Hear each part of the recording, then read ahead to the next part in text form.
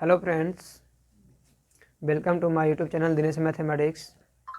आई hope कि आप लोग बहुत अच्छे होंगे।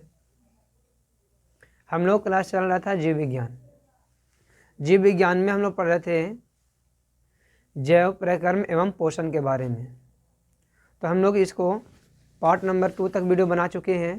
पार्ट नंबर 2 में आपको पढ़ाया गया था कि दांत कितने प्रकार के होते हैं, मुख गुहा में जीभ और दांत होते हैं तो दांत कितने प्रकार होते हैं, जीभ क्या है, जीभ के बारे में बताए थे, है ना। अगर आप इस वीडियो को मिस कर दिए हैं तो इसका लिंक आपको डिस्क्रिप्शन बॉक्स में मिल जाएगा, आप वहां से क्लिक करके उस वीडियो को भी देख सकते हैं। तो आज हम लोग स्टार्ट करेंगे मनुष्य में पोषण। मनुष्य में पोषण, जंतुओं में पोषण में हम लोग पढ़ चुके थे। अमीबा में पोषण कैसे होता है ये भी बताए थे। पैरामीटर में पोषण कैसे होता है ये भी हम बता चुके थे। मनुष्य में पोषण के बारे में हम लोग पढ़ रहे थे मुख गुहा के बारे में। तो मुख गुहा में दांत और जीभ के बारे में आपको बता दिया गया है। अब हम लोग पढ़ेंगे आहार नाल से संबंधित बातें। तो चलिए अब हम लोग चलते हैं क्लास की ओर। तो चलिए अब हम लोग पढ़ेंगे। सबसे पहले ये जान लीजिए भोजन में पोषक तत्व के रूप में 3 चीज़ें होती हैं। भोजन में पोषक तत्व के रूप में कितने चीज़ होते हैं? मुख्य रूप से ऐसे होते हैं, विटामिन वगैरह भी होते हैं।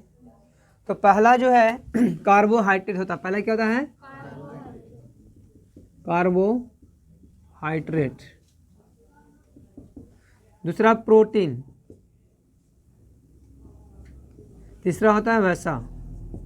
ठीक है। और विटामिन भी होते हैं, विटामिन वगैरह, है ना। तो मुख्य रूप से पाचन की क्रिया में इसी को पाचन किया जाता है ना। कार्बोहाइड्रेट को, प्रोटीन को और वसा को। तो कार्बोहाइड्रेट का पाचन मुख्य गुहा में होता है, मुख्य गुहा में होता है। ठीक है। प्रोटीन का पाचन छोटी आंत में होता है। कहाँ होगा? छोटी आंत में। यानी यहाँ पर कहा जाता है, सॉरी छोटी आंत नहीं, सॉरी अमाशय में होता है, अमाशय। अब भोजन का पूर्ण पाचन जो होता है वो छोटी आंत में होता है। कहाँ होता है? छोटी आंत में। यहाँ समझिए आप लोग, कार्बोहाइड्रेट का पाचन कहाँ होगा? मुख गुहा में। प्रोटीन का पाचन अमाशय में होता है। कहाँ होता है? अमाशय में होता है। और वसा जो होते हैं उस सब का पाचन होता है छोटी आंत में। कहाँ होता है? छोटी आंत में। तो यहाँ पर हम लोग बात करेंगे कि भोजन का पाचन किस प्रकार से होता है, कैसे होता है, बारी बारी सबके बारे में हम लोग चर्चा करेंगे। भोजन का पूर्ण पाचन छोटी आंत में होता है। किस में होता है? छोटी आंत में होता है। समझ में आ रहा ना। तो ये सब के बारे में हम लोग आगे पढ़ेंगे, लेकिन ये सब याद रखिएगा, ये ऑब्जेक्टिव क्वेश्चन बहुत बार पूछ देता है कि कार्बोहाइड्रेट का पाचन कहाँ होता है, तो बोलेंगे मुख्य गुहा में। कहाँ बोलेंगे? मुख्य गुहा में। अगर आपसे प्रोटीन के पूछ देता है तो बोलेंगे हम लोग कि अमाशय में। कहाँ बोलेंगे? अमाशय में। और ये भी क्वेश्चन पूछ सकता है भोजन का पूर्ण पाचन कहाँ होता है, तो बोलेंगे छोटी आंत में। किसमें? छोटी आंत में होता है। याद रहेगा ना। तो चलिए अब हम लोग बारी बारी सबको देखते हैं। तो हम लोग मुख गुहा के बारे में जान चुके थे। मुख गुहा के बारे में क्या कहते थे? जान चुके थे, है ना। देखिए यहाँ पर क्या था, कार्बोहाइड्रेट। क्या ये? कार्बोहाइड्रेट का मुख गुहा में पाचन होता है। तो मुख गुहा में एक ग्रंथि होता है जिसको हम लोग लार ग्रंथि कहते हैं। क्या बोलते हैं? लार ग्रंथि। देखिए हम बोल रहे थे कि कार्बोहाइड्रेट का पाचन जब मुख गुहा में होता है तो पाचन का मतलब समझ लीजिए आप लोग। पाचन का मतलब होता है भोजन को छोटे छोटे टुकड़ों में बांटना। भोजन को छोटे छोटे टुकड़ों में बांटना ही पाचन होता है। तो हम लोग क्या करते हैं कि भोजन जैसे ही मुख गुहा में लेते हैं तो अपने दांतों के माध्यम से उसको चबाते हैं। चबाते हैं ना। तो चबाने से क्या होता है कि भोजन टूटता है। भोजन क्या होता है? टूटता है। तो यही होता है कार्बोहाइड्रेट का पाचन। तो कार्बोहाइड्रेट का पाचन करता कौन है? तो मुख गुहा में एक लार ग्रंथि होता है। क्या होता है? लार ग्रंथि। उससे सलाइबा स्रावित होता है। क्या होता है? लार के रूप में सलाइबा स्रावित होता है, जिससे भोजन को पाचित करता है। कार्बोहाइड्रेट क्या कहता है? कार्बोहाइड्रेट में मिलता है। कार्बोहाइड्रेट में मिल करके भोजन को लसलसा एवं मीठापन बनाता है। आप लोग जब रोटी ज़्यादा देर तक चबाते हैं मुंह में, तो आपको रोटी कैसा लगता है? मीठा लगने लगता है? नहीं लगता है? मीठा क्या अलग से उसमें मीठा या चीनी खाए होंगे आप? नहीं। तो चबाने से लगता है। क्यों? क्योंकि सलाइबा लार ग्रंथि से स्रावित होने लगता है, और यही सलाइबा आकर के भोजन में मिलता है। कहाँ मिलता है? भोजन में। भोजन में मिलने से सलाइबा क्या करता है कि कार्बोहाइड्रेट को तोड़ देता है। भोजन में जो कार्बोहाइड्रेट उपस्थित रहता है, वो कार्बोहाइड्रेट को बदलता है ग्लूकोज में। ग्लूकोज में यही बदल जाता है। यानी कार्बोहाइड्रेट किस में बदल जाता है? इसको कौन बदला? सलाइबा। सलाइबा कहाँ से स्रावित होता है? लार ग्रंथि से। कहाँ से स्रावित होता है? लार ग्रंथि से, है ना। और ये भोजन को, सलाइबा जो होता है, इसको कौन तोड़ा?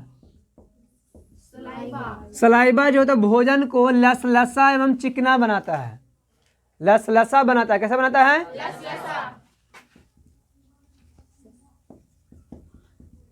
भोजन सनाता है ना, तो लसलसा हो जाता है। भोजन कैसा होता है? लसलसा हो जाता है। जो भोजन को क्या करता है कि अंदर जाने में हेल्प करता है। वो आगे पढ़ाएंगे आप लोग को। तो ये बात समझ में आ गया होगा कि नहीं? कोई दिक्कत? कार्बोहाइड्रेट के पाचन मुख गुहा में ग्लूकोज के रूप में हो जाता है। किस रूप में? कार्बोहाइड्रेट का पाचन होता है सलाइबा के माध्यम से। सलाइबा जो होता है ग्लूकोज में तोड़ देता है उसको, और भोजन को लसलसा बना देता है। कैसा बनाता है? एवं भोजन में मीठापन लाता है। भोजन में क्या लाता है? मीठापन लाता है। ये समझ में आ रहा ना? जैसे आप लोग रोटी चबाते हैं तो देखे होंगे, महसूस किए होंगे कि रोटी जो होता है इसे कैसा लगने लगता है। इसीलिए बोला जाता है कि भोजन को चबा कर खाना चाहिए। भोजन को चबा कर खाना। जितना देरी तक आप चबाइएगा उतने ही आपको इसमें पाचन अच्छा से होगा। समझ में आया? कोई दिक्कत नहीं है। अब देखिए यहाँ प्रोटीन है। क्या है? प्रोटीन कहाँ पाचन होता है? अमाशय में। प्रोटीन बदल जाता है इम्यूनो अम्ल में। इम्यूनो अम्ल में बदल जाता है। किसमें बदलता है? इम्यूनो अम्ल में। कहाँ बदलता है? अब देखो इसको क्या है कि अमीनो अम्ल में बदलने के लिए अमाशय में भी तीन आते हैं।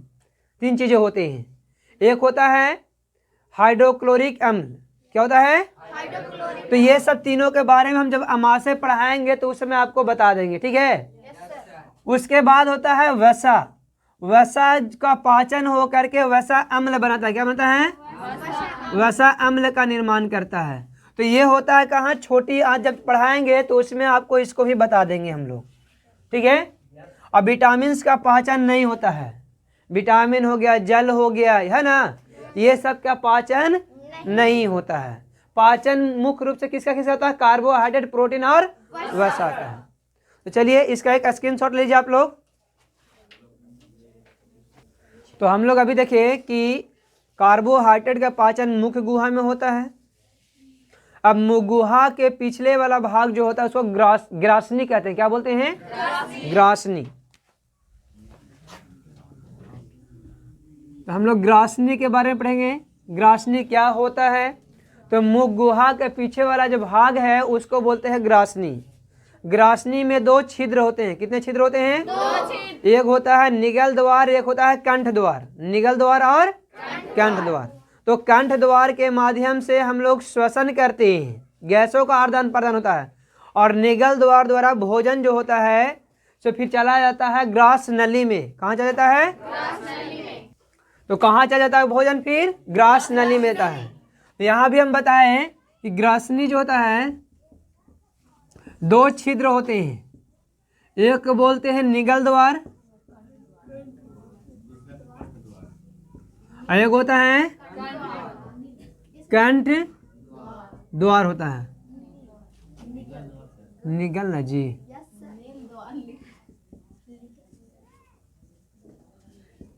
निगल द्वार और कंठ द्वार, यही ना होता है। चलिए, निगल द्वार में भोजन परिवहन करता है। भोजन कहाँ चलता है? निगल द्वार से। निगल द्वार से होते हुए चलता है ग्रास नली में, ग्रास नली में होता है। और ये कंठ द्वार के माध्यम से हम लोग गैसों का आदान प्रदान करते हैं, गैसों का, यानी कुल मिला के श्वसन की क्रिया करते हैं। क्या करते हैं हम लोग? श्वसन की क्रिया करते हैं कंठ द्वार के माध्यम से।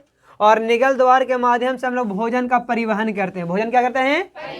यानी हमारा भोजन जो होता है ग्रास नली में आने के बाद निगल द्वार में था, निगल द्वार के माध्यम से चला था कहाँ? फिर ग्रास नली में।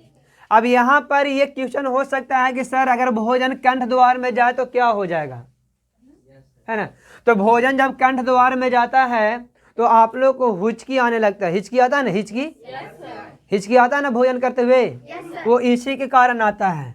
अगर देखिए हम लोग क्या है कि दिमाग जो होता है उस सभी अंगों को नियंत्रित करता है, ठीक है? सभी अंगों क्या करता है? चलिए सबसे पहले क्या करते हैं, इसका एक रचना बना के देखते हैं। ये से आया, हाँ, ये मुख गुहा से ग्रसनी में आया और इसमें 2 छिद्र हो गए हैं। कितने छिद्र हो गए हैं? 2 छिद्र हो गए। एक चला गया इधर और एक चला गया ये साइड। इसको मान लेते हैं हम लोग कंठ द्वार। ये क्या है? आई हो गया निगल द्वार हो गया, ठीक है ना? तो हम लोग भोजन किए, तो भोजन करते हैं तो यहाँ पर देखिए एक झिल्ली जैसी रचना होती है जिसको हम लोग बोलते हैं एपिलग्लैक्टिस। एपिल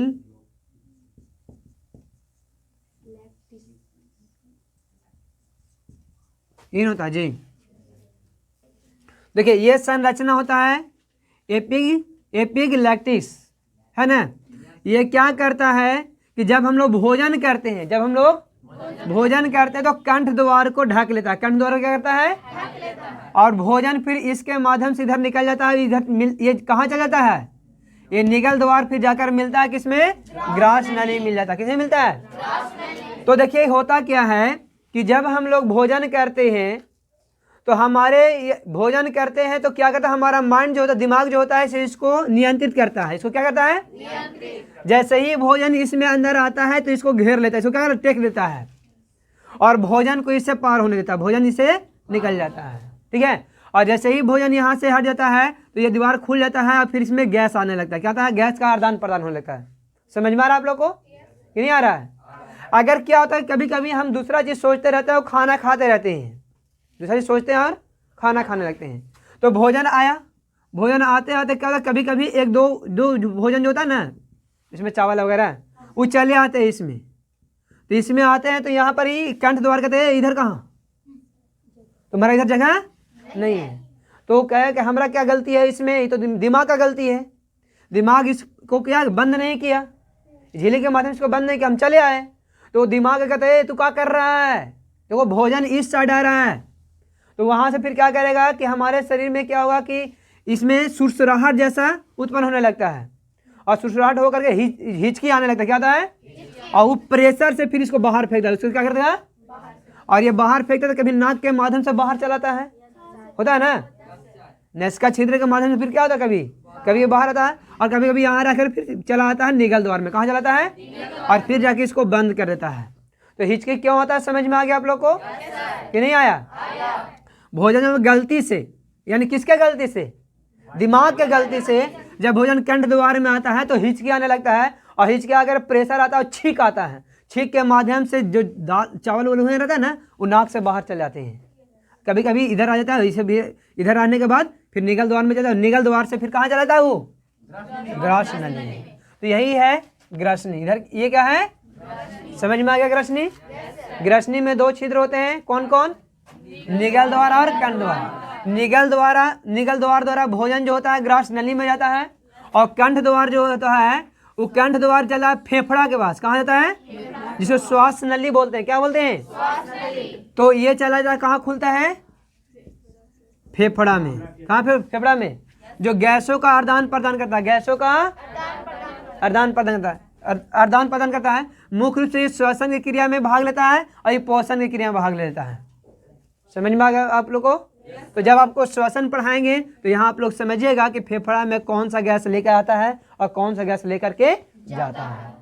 ठीक है, गैसों का आदान प्रदान कैसे करता है हम लोग श्वसन जब चैप्टर दूसरा पढ़ेंगे, बायोलॉजी का दूसरा चैप्टर, तो वहाँ पर श्वसन के बारे में आपको विस्तार से पढ़ना है, वहाँ आपको बता दिया जाएगा। ऐसे श्वसन के बारे में यहाँ जान लीजिए, बाहरी वातावरण से ऑक्सीजन ग्रहण करना तथा उपपचयी क्रियाओं के फलस्वरूप हमारे शरीर में कार्बन डाइऑक्साइड के जो निर्माण होता है, उन कार्बन डाइऑक्साइड शरीर से बाहर निकालने की क्रिया को हम लोग श्वसन कहते हैं। क्या कहते हैं? तो श्वसन के बारे में आगे हम लोग पढ़ाएंगे। फिलहाल इतना समझ लीजिए, ये ग्रास नली में खुलता है। कहाँ खुलता है? निगल द्वार। अब चलेंगे हम लोग ग्रास नली पढ़ेंगे। क्या पढ़ेंगे? ग्रास नली। पहला क्या पढ़े? पहला तो मुख गुहा था, दूसरा ई था और तीसरा यहाँ है ना। पहला मुख गुहा, तो मुख गुहा में पाचन किसका होता है? कार्बोहाइड्रेट ग्लूकोज में। कौन करता है? तो सलाइवा करता है। कौन करता है? अब देखिए, यहाँ जो निगल द्वार में जो मुख गुहा से सना हुआ जो भोजन था, वो भोजन आता निगल द्वार के माध्यम से कहाँ चलाता है? ग्रास नली में चलाता है। कहाँ चलाता है? ग्रास नली में। तो ग्रास नली में सबसे पहले बात सुन लीजिए, ग्रास नली में भोजन का पाचन नहीं होता है। ग्रास नली में भोजन का पाचन नहीं होता है।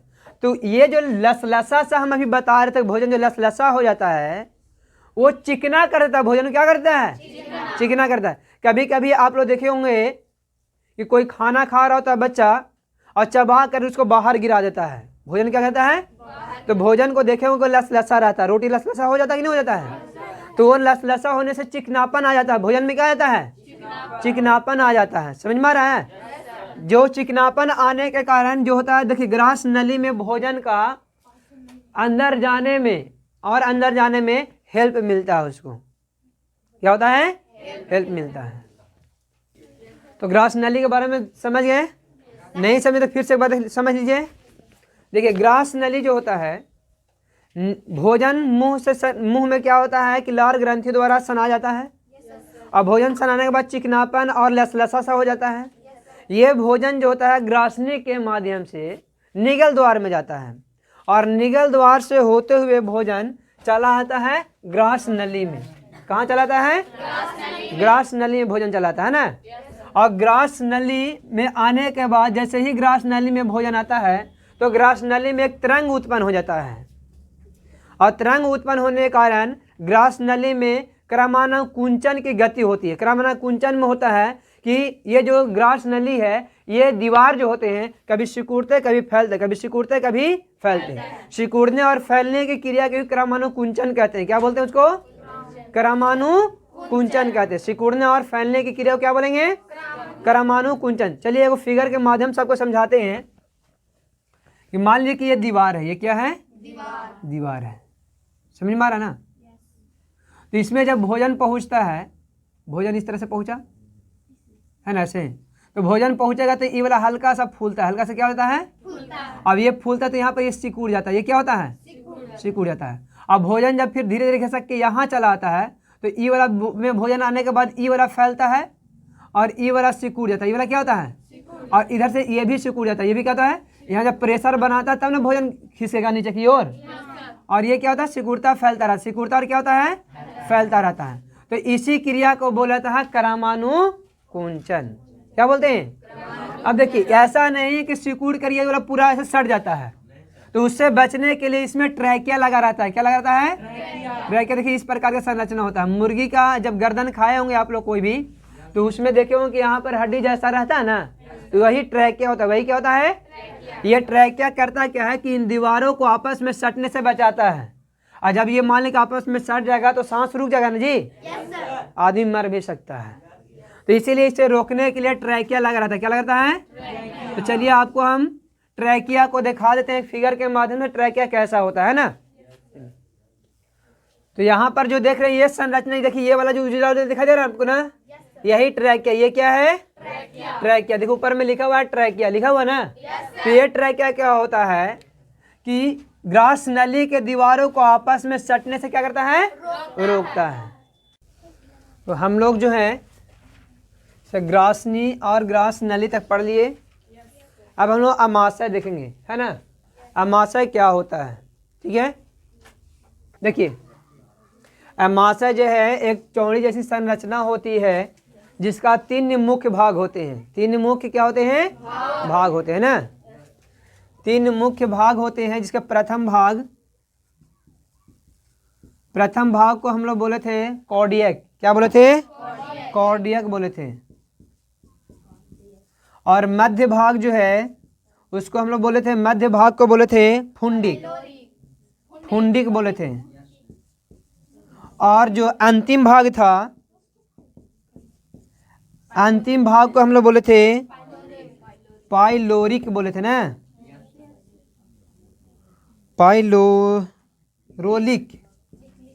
पाइरोलिक बोले थे उसको, ठीक है। तो ये 3 भाग होते हैं, हम बताए थे ना, ठीक है।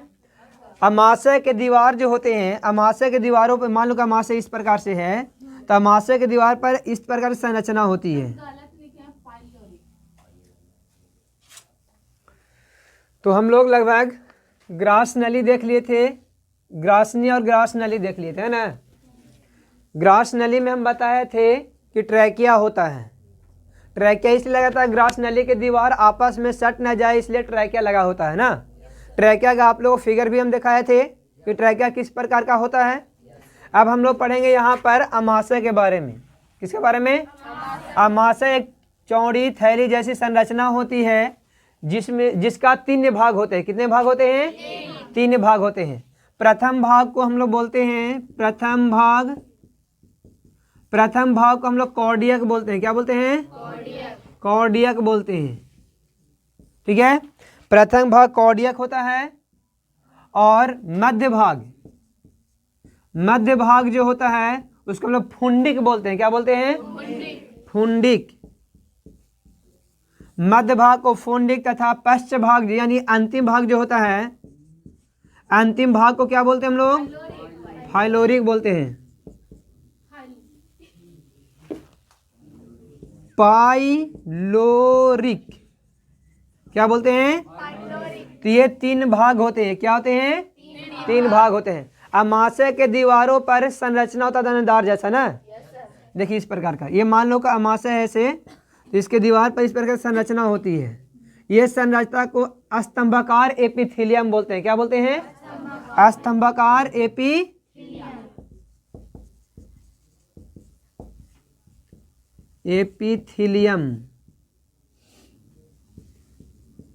स्तंभाकार एपिथेलियम, ये स्तंभाकार एपिथेलियम जो है जगह जगह पर हल्का हल्का अंदर की ओर धंसा होता है। अंदर की ओर क्या होता है, धंसा होता है। जगह जगह पर अंदर की ओर क्या रहता है, ये धंसा हुआ रहता है, ठीक है।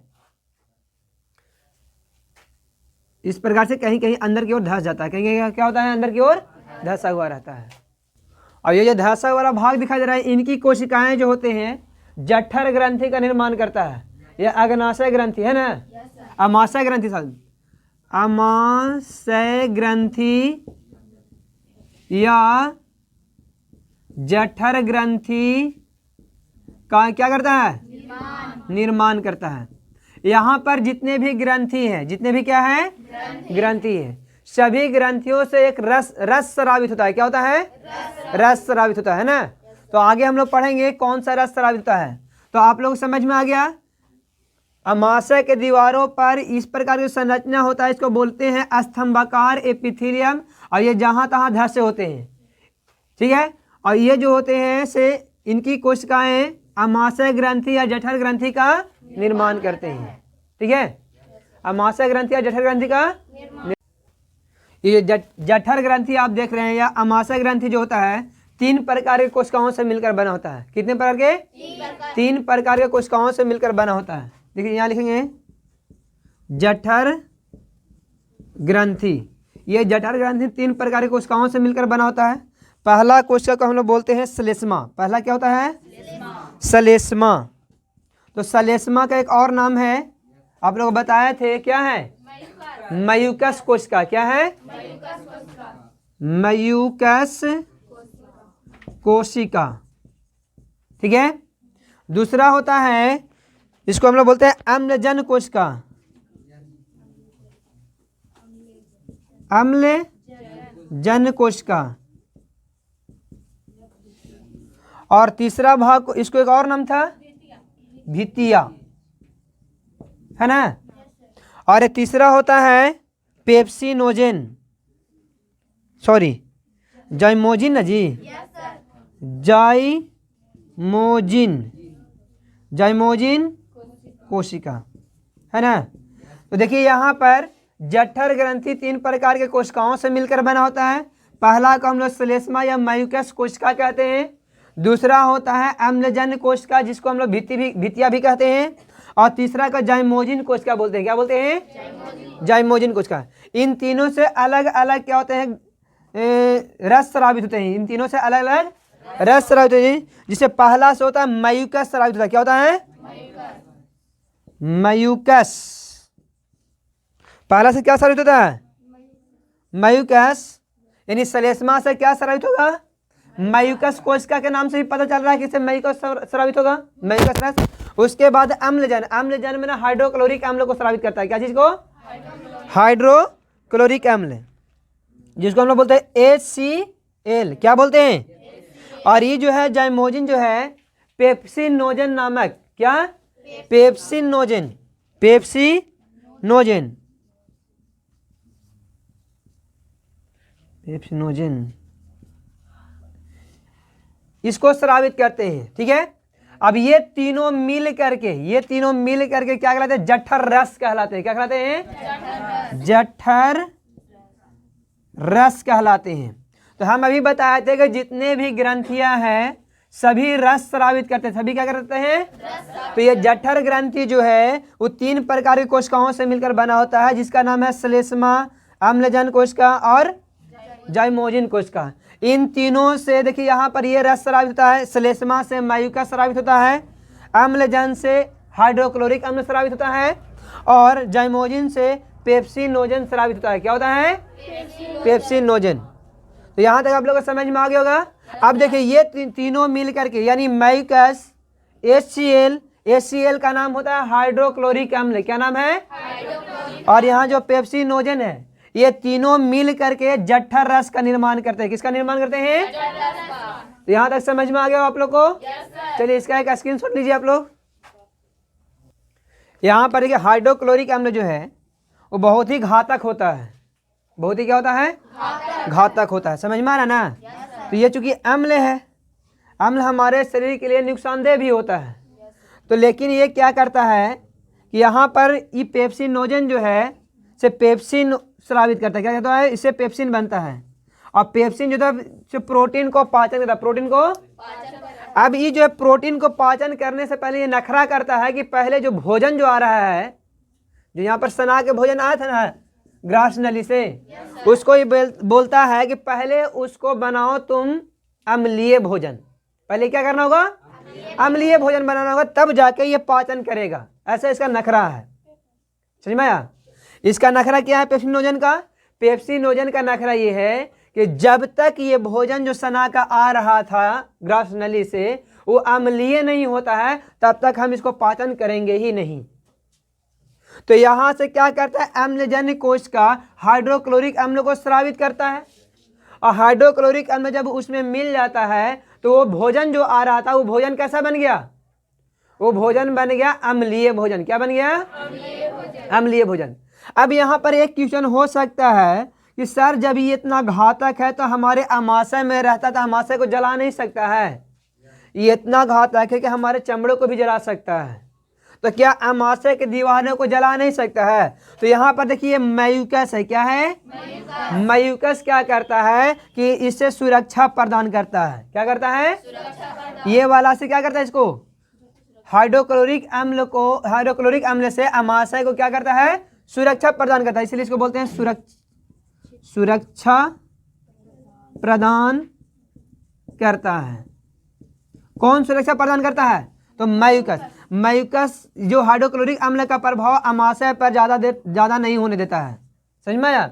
अगर म्यूकस नहीं होता तो हमारा ये जो अमाशय है वो खत्म हो जाता, गल जाता। समझ में आ रहा? लेकिन ये म्यूकस इसको जलने नहीं देता है, गलने नहीं देता है। किससे? हाइड्रोक्लोरिक अम्ल से। समझ में आ रहा आप लोगों को। अब यहाँ पर जब ये भोजन, जो भोजन यहाँ से ग्रास नली से जो आ रहा था वो में मिल गया HCl, उसमें क्या मिल गया HCl, और वो हो गया अम्लीय भोजन। क्या हो गया अम्लीय भोजन। और वो अम्लीय भोजन जब यहाँ पेप्सिनोजन में आता है, पेप्सिनोजन जब उसके संपर्क में आता है तो उसमें जो प्रोटीन होता है प्रोटीन का पाचन करता है। प्रोटीन क्या करता है, और प्रोटीन को बदल देता है। यहाँ लिख दे, देखो प्रोटीन का पाचन करता है एमिनो अम्ल में, एमिनो अम्ल में बदल देता है। कौन बदलता है, तो यहाँ पर देखो पेप्सिनोजन, जो पेप्सिन है, क्या है पेप्सिन। यानी यहाँ पर क्या दिया जाए कि पेप्सिनोजन या पेप्सिन जो होता है किसका पाचन करता है, तो प्रोटीन का। किसका पाचन करता है, प्रोटीन का। और ये तीनों ग्रंथियां जो होते हैं, सॉरी तीनों ग्रंथियां बोल रहे हैं, ये तीनों जो यहाँ पर रस स्रावित हो रहा था, ये तीनों रस मिल करके आपस में क्या कहलाते हैं, जठर रस। यानी कुल मिला कहा जाए तो प्रोटीन का पाचन कौन किया, जठर रस किया है। कौन किया है, जठर रस किया है। समझ में आ गया, कोई दिक्कत है। तो ये था अमाशय। क्या था ये हम लोग को, अमाशय। अब देखो होता क्या है कि ज्यादा देर तक भूखे रहने से, ज्यादा देर तक अगर हम लोग भूखे रह जाते हैं ज्यादा दिनों तक, तो हाइड्रोक्लोरिक अम्ल का स्राव बढ़ जाता है। हाइड्रोक्लोरिक अम्ल का स्राव क्या होता है, अमाशय में हाइड्रोक्लोरिक अम्ल का स्राव जब बढ़ जाता है, HCl की मात्रा जब क्या होता है, बढ़ जाता है, तो अमाशय में हल्का हल्का जख्म जैसा हो जाता है। कैसा हो जाता है, जख्म हो जाता है। अमाशय में क्या होता है, जख्म हो जाता है। इधर दिख रहा है ना, हाँ। अमाशय में क्या जख्म होता है, इस जख्म के कारण हमारे पेट में पेट दर्द देने लगता है, सब होता है ना ऐसा। और ये जो जख्म है इसका एक रोग नाम, ये रोग होता है। क्या होता है, एक रोग होता है जिसका नाम है अल्सर। क्या नाम है, अल्सर नाम है। इसको पेप्टिक अल्सर बोलते हैं, पेप्टिक अल्सर। क्या नाम देते हैं इसको, पेप्टिक अल्सर देते हैं नाम।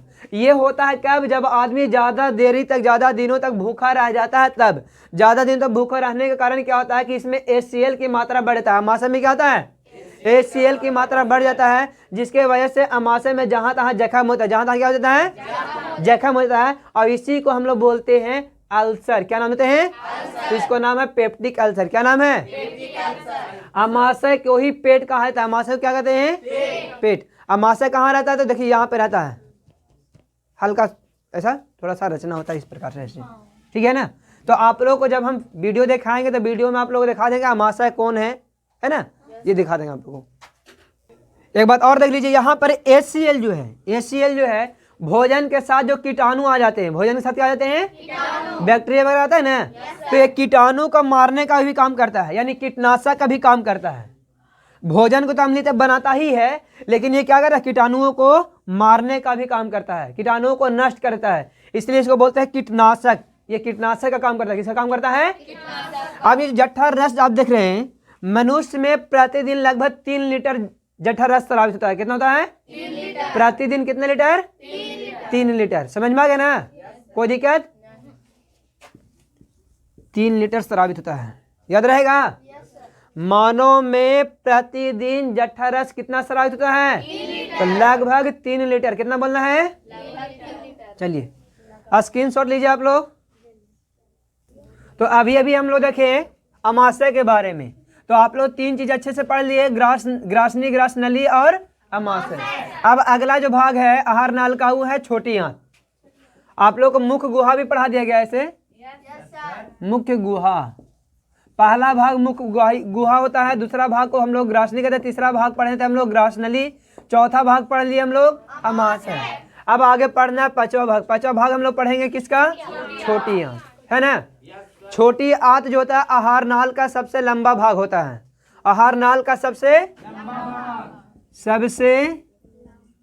लंबा भाग होता है। आहार नाल का सबसे लंबा भाग को क्या बोलते हैं हम लोग, छोटी आंत, है ना। ये लगभग 6 मीटर होता है। कितना होता है, अगर इसको फीट में बोला है तो लगभग 32 फीट, लगभग 32 फीट होता है, ठीक है। ये मनुष्य की हम बात कर रहे हैं, किसने बोल रहे हैं, मनुष्य में, है ना। भोजन ग्रहण करने वाले जीवों पर यह निर्भर करता है कितना लंबा होगा, है ना। अलग अलग जीवों में अलग अलग लंबाई की होती है, अलग अलग जीवों में अलग अलग लंबाई की होती है। जैसे में अगर शाकाहारी जीव का बात करते हैं, शाकाहारी जीव का अगर बात करते हैं यहाँ पर, तो शाकाहारी जीव में सबसे लंबा होता है, अधिक लंबा होता है। क्या होता है? अधिक लंबा होता है। किसमें? शाकाहारी में। अगर मांसाहारी का बात करते हैं, मांसाहारी जीव की बात करते हैं, तो मांसाहारी जीव में छोटा होता है। क्या होता है? छोटा होता है। अब देखिए शाकाहारी जीव में आप लोगों को सुनने में अजब सा लग रहा होगा ना, है कि नहीं। मांसाहारी में बड़ा होना चाहिए था, शाकाहारी में छोटा होना चाहिए था, ऐसा होना चाहिए ना। लेकिन ऐसा नहीं है। शाकाहारी जीव में क्या होता है कि सबसे ज़्यादा लंबा होता है शाकाहारी में, और छोटा होता है किसमें? मांसाहारी में। देखिए शाकाहारी में छोटा इसलिए होता है कि शाकाहारी जीव जो होते हैं घास भूसा खाते हैं। क्या खाते हैं? घास भूसा खाते हैं। और ये घास भूसा में एक देखिए होता है कि सेलुलोज का बना होता है,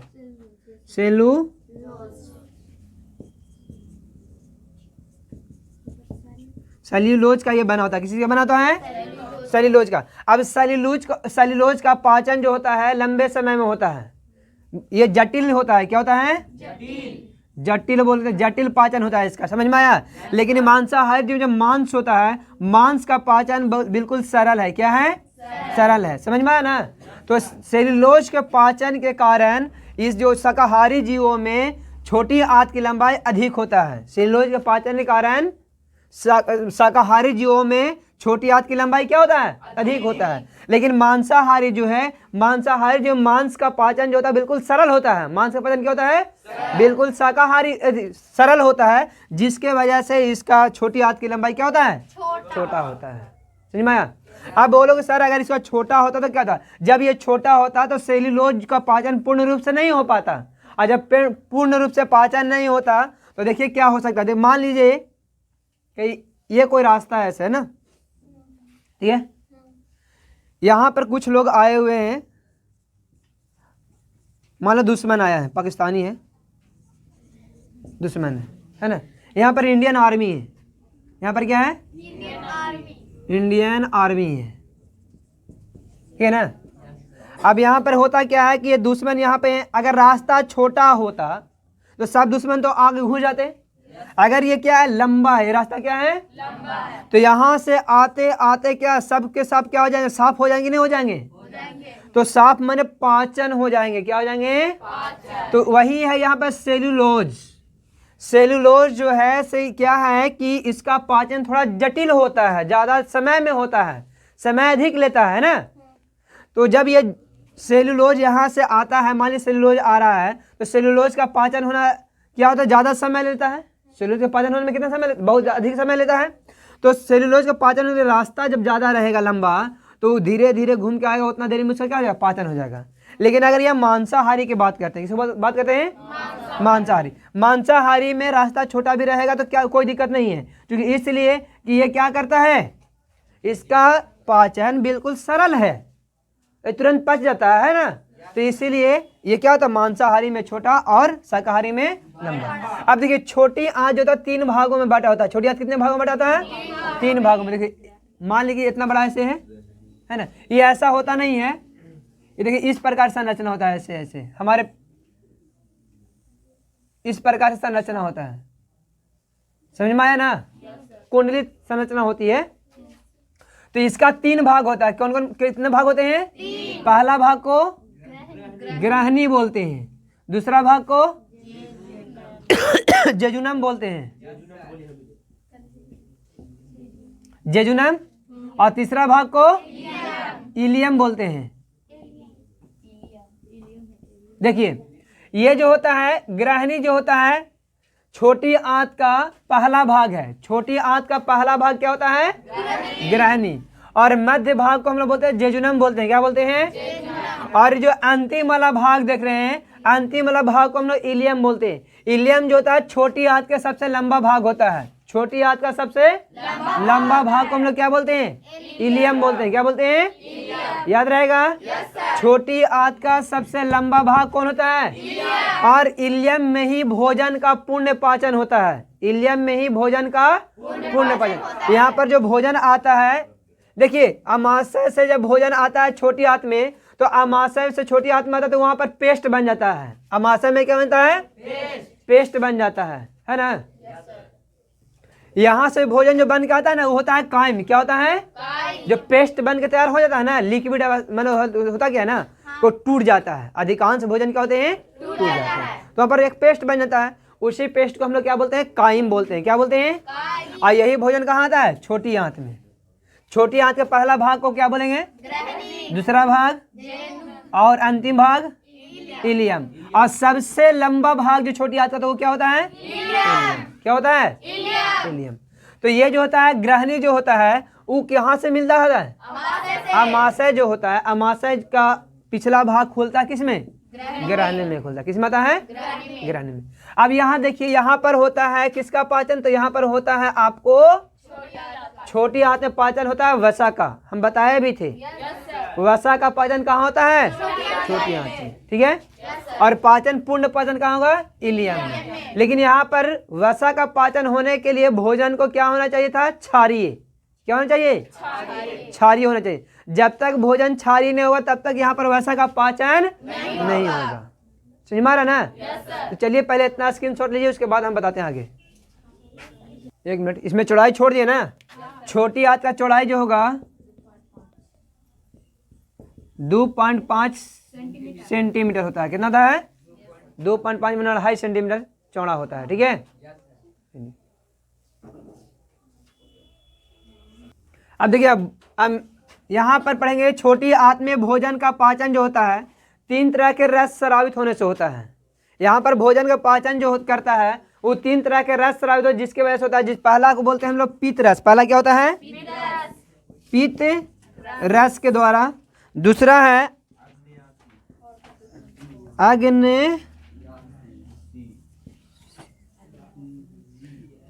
अग्नाशी रस।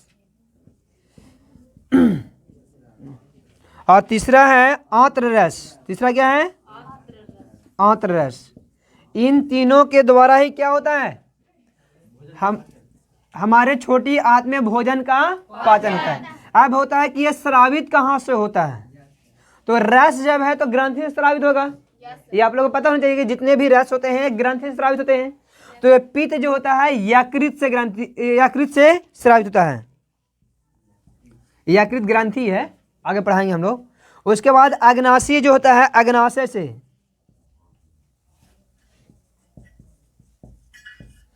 और यहाँ पर आंत रस जो होता है वो आंत ग्रंथिया से होता है। किसे होता है?